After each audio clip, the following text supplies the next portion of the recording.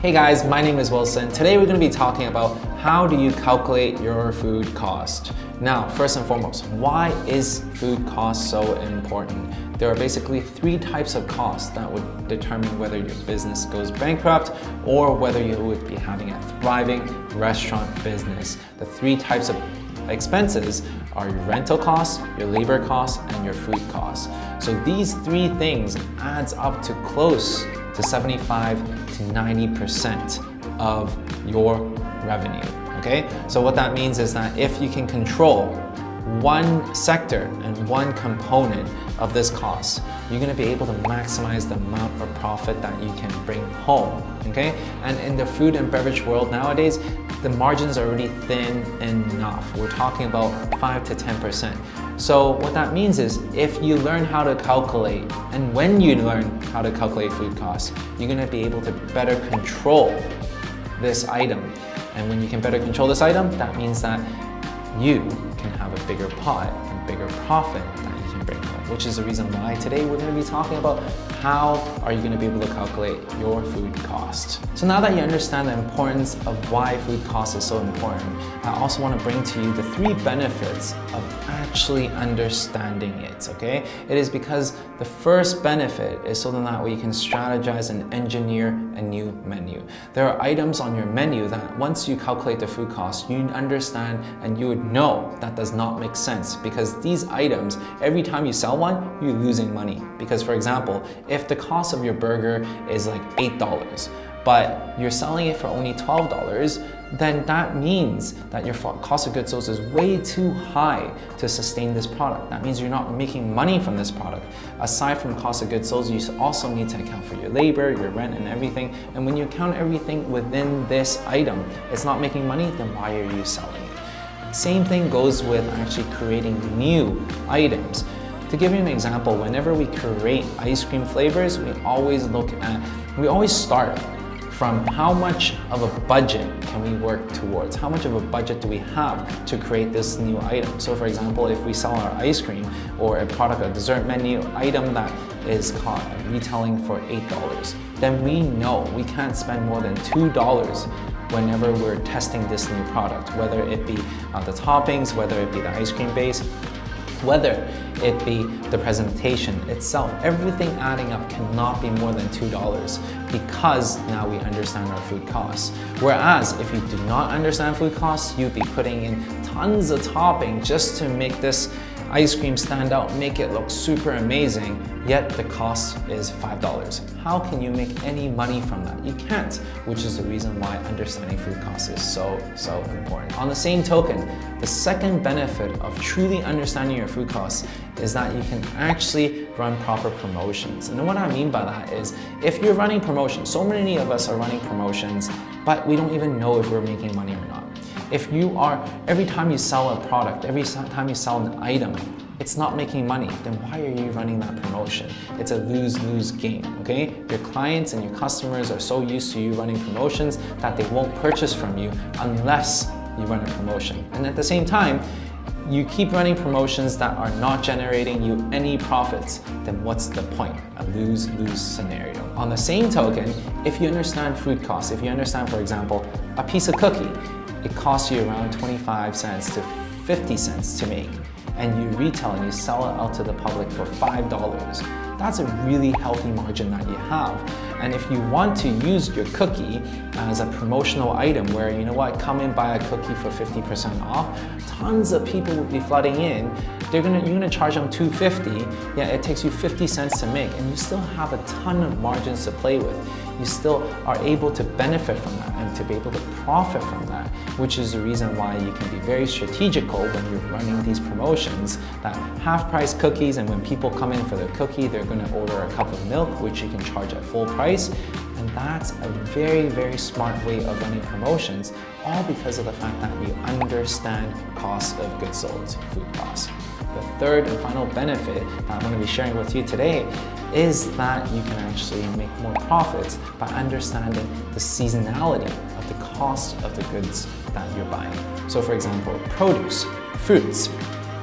Whenever we have any summer promotions, we usually buy our strawberries or our mangoes at the peak at the most supply, time that the produce is being harvested, we buy a ton of it and then we cut it up and then we freeze it, so then that way we have an ample supply of ingredients.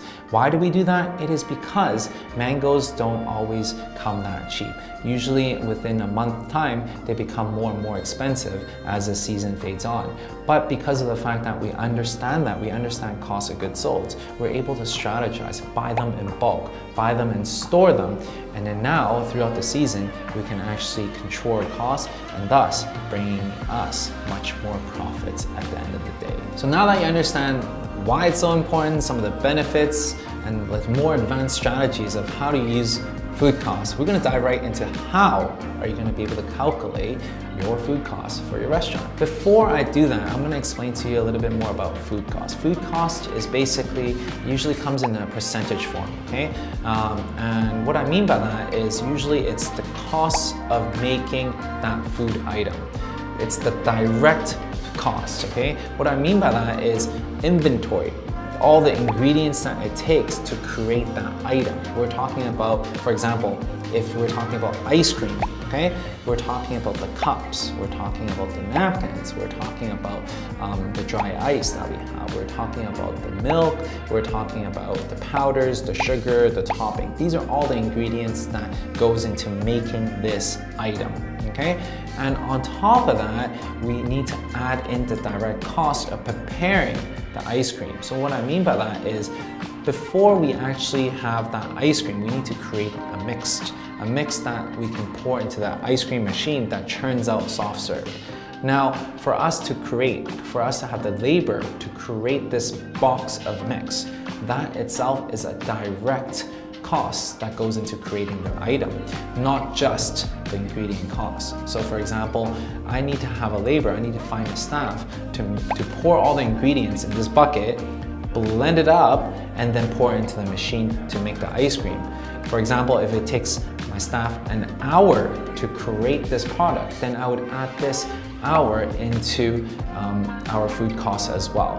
To give you a better example with numbers, just to simplify everything, okay? In an ideal world, the ideal food cost of how much it takes. 50 cents for the cone, okay? 50 cents for the milk, 50 cents for making all the toppings, and another 50 cents for the person that creates that bucket of mix, okay? And how do we get that 50 cents for the person that creates that mix?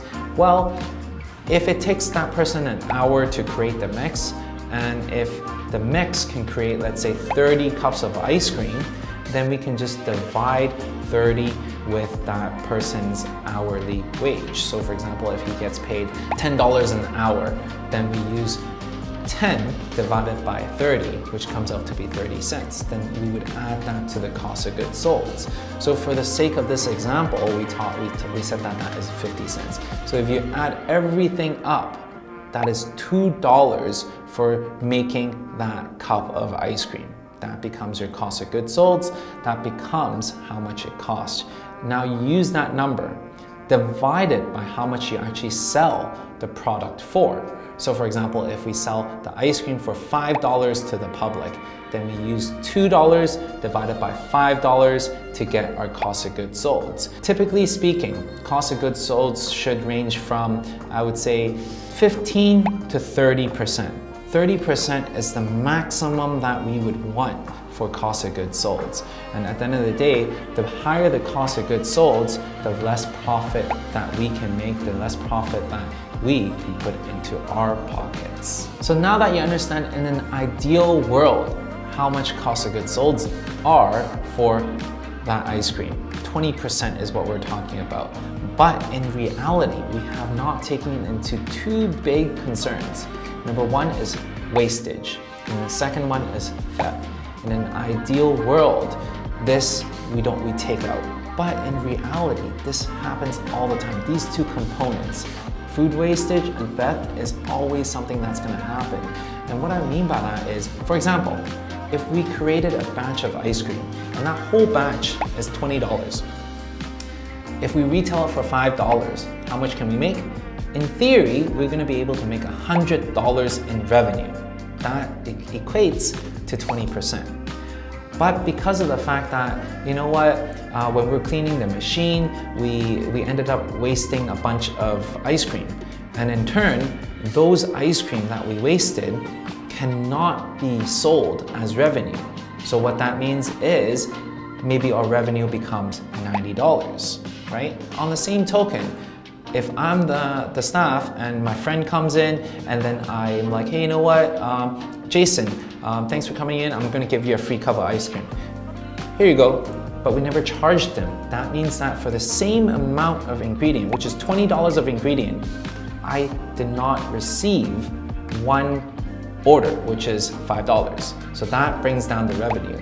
In addition to all the wastage, so you can now imagine in reality that maybe the revenue that we bring in is only $80 instead of $100. With this calculation, we use $20 divided by $80 to get the real actual cost of goods sold, which becomes 25% versus in an ideal world, a 20% cost of goods sold.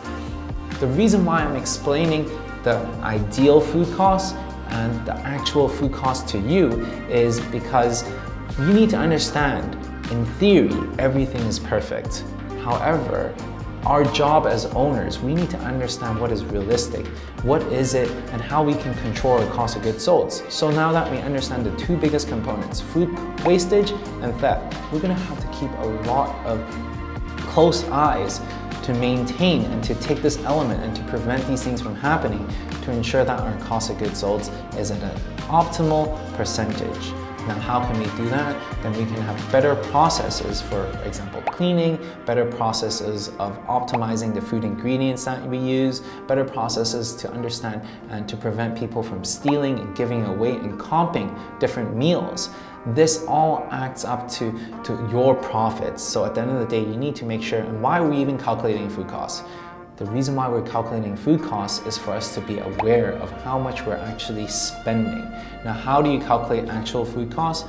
All you have to do is, in the beginning of the month, check your inventory.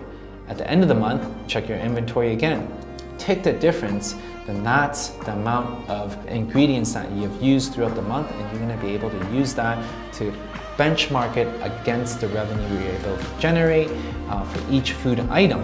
And then you're gonna have a better understanding of the actual food costs.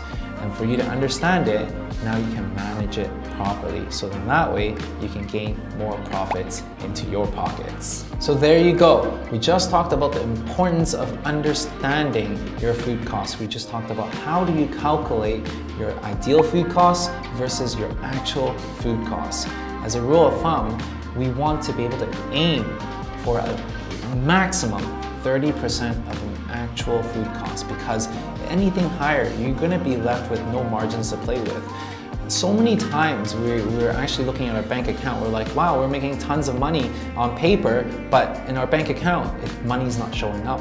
It is because of our expenses outbeats the revenue that we bring in. Just because we make $10,000 doesn't mean it all goes into our pocket. We need to pay for tons of money for rent, tons of money for labor, tons of money for cost of goods sold. So our job as owners, as restaurateurs, is to control this cost, minimize it to below 30, so then that way we can have a healthy margins for us to take home. So I really hope you've enjoyed this video. The only thing I really ask for is for you to smash the like button. That's the only thing that really helps me along this whole YouTube journey. If you guys have any questions, leave it in the comment section below.